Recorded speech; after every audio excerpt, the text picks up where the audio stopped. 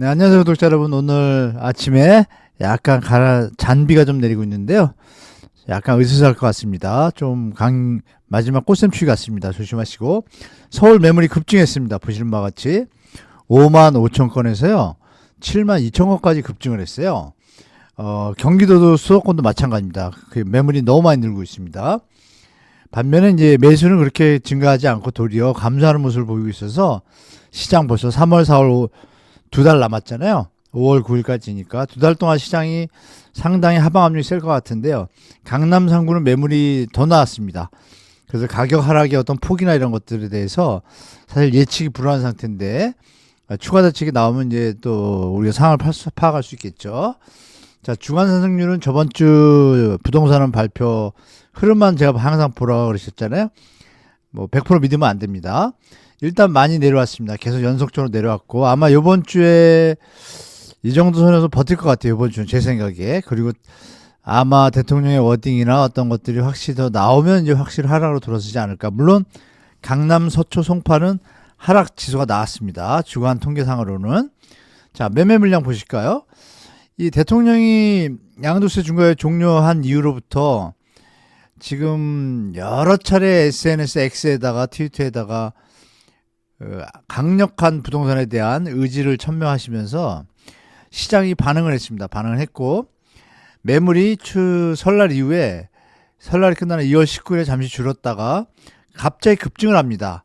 그 사이에 대통령이 설날에도 그렇고 싱가포르 가서도 그렇고 계속 강력한 의지를 천명하시기 때문에 게다가 이제 분당 집이 매매가 됐잖아요. 이 부분이 결정탄 것 같습니다. 제가 볼 때 강력한 앞으로의 어떤 모습에 대해서 시장 참여자들이 예측할 수 있는 어떤 정책의 방향성을 우리가 느낄 수 있었겠죠.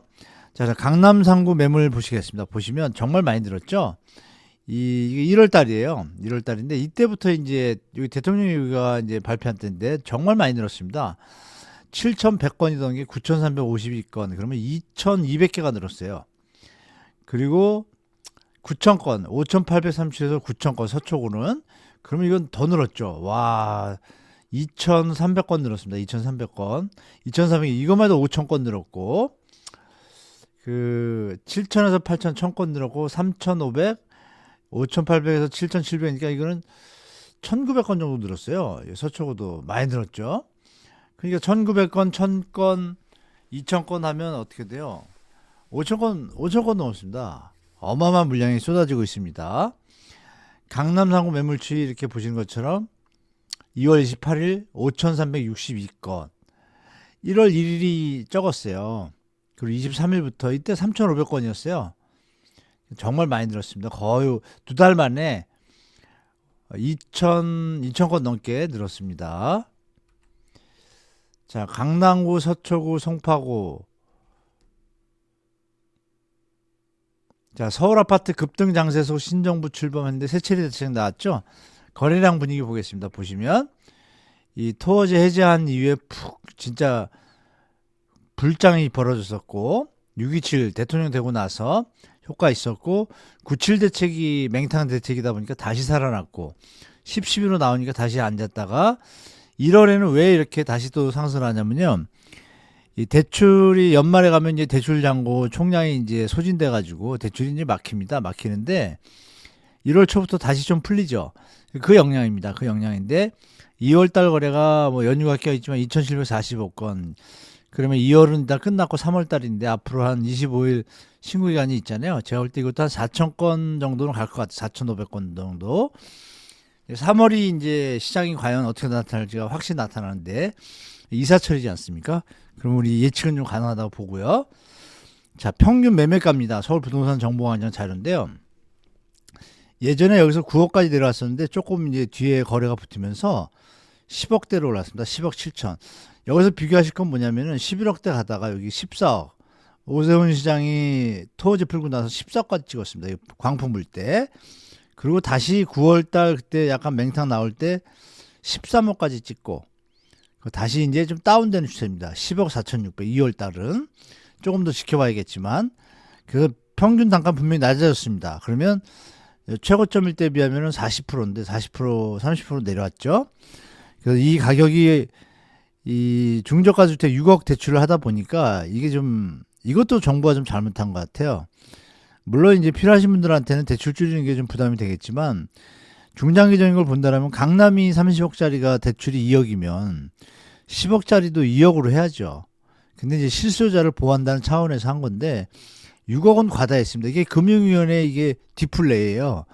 4억 정도로 해도 전혀 문제가 없는데 그랬으면 이게 확실하게 주택가격이 잡혔을 거라고 저는 보는데 물론 금융위원회 고충도 있다고 하지만 제가 볼 땐 강남이 2억인데 고가가 2억인데 중저가를 6억을 해준다 3배를 뭐가 안 맞죠. 그래서 제가 볼 때 4억이나 5억에 끊었으면 지금의 서울의 그 강부합이 좀 더 빨리 조정됐을 거라고 저는 개인적으로 보고 있습니다.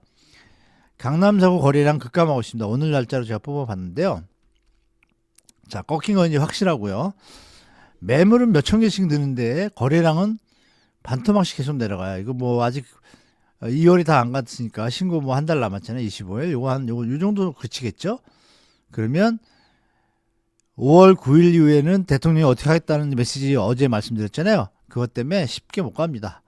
자, 마용성도 보시면 마용성이 더 급감했죠. 너무 많이 올랐어요. 그 사이에.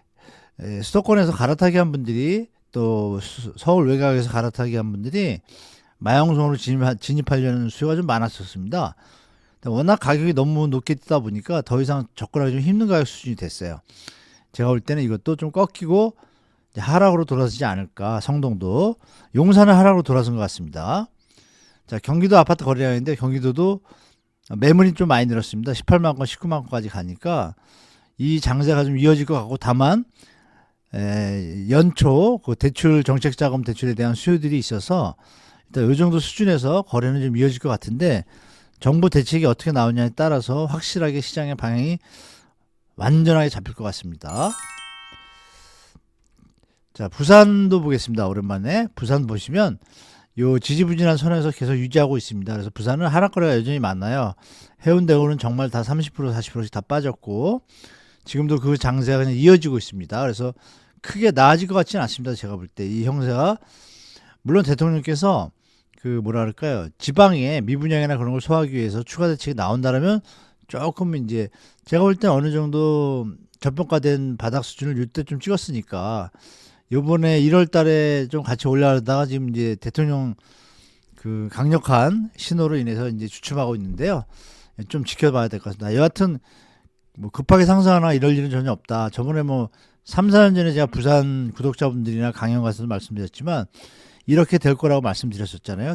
됐고 예, 작년 가을부터 제가 말씀드렸죠. 약간 바닥에 온 것 같다. 접근하셔도 되겠다. 이렇게 말씀드렸습니다. 앞으로 또 지켜볼게요, 여러분.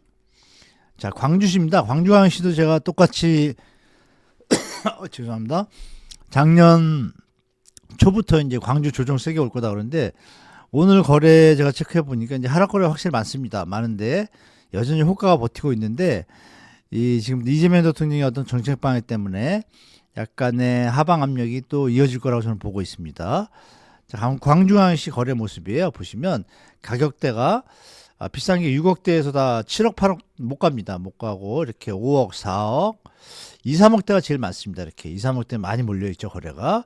그리고 이게 이제 상승 하락 거래의 요 그림을 점으로 나타낸 건데 이 기준을 해서 요 위로 올라가는 게 1억, 2억 이렇게 돼 있잖아요. 1억, 2억, 마이너스 2억.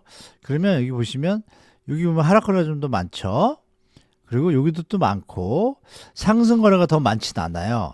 그리고 특히 6월 27일 요번 마지막 주기 어제 그제 뭐 며칠 전이죠. 이 주말에 하락 거래가 많습니다.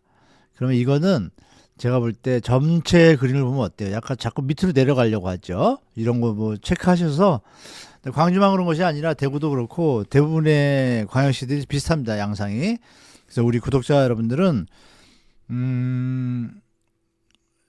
좀 여유가 있으시면 지금 이 금매나 이런 것들 나올 때 접근하셔도 괜찮은 것 같고요. 누누이 말씀드렸던 경매. 근데 서울은 이제 경매가 좀 줄었습니다. 물건이 많이 줄어서 수도권은 좀 계속 하시고 그리고 정부 대책을 다시 한번 또 아마 5월 9일 전에 분명히 나올 것 같습니다. 제가 볼 때. 그 대책 보유세 관련이겠죠. 앞으로 이 거주 비거주에 대한 거 제가 계속 말씀드렸잖아요. 이 내용이 아마 농도에 따라 그 강도에 따라서 시장 반응이 완전히 다를 겁니다. 그 부분에 대해서 대통령은 앞장서 나가고 계시고 금융위원회나 이 수박들 일부 세력들이 뭐 디플레이를 자꾸 하는데 그건 뭐 다 캐치하실 것 같아요. 여러분도 많은 조언 주고 응원해 줬으면 좋겠습니다. 대통령의 메시지 키워드 뭐 어제도 말씀드렸지만 다시 한번 여러분들이 잘 새겨보셔야 됩니다. 거주 비거주 얘기하셨고 주택수 주택가격 수준 딱 집어버렸습니다. 그리고 규제 내역 지역 특성 이건 뭐예요? 지방은 좀 완화해 주겠다는 의미를 담고 있죠.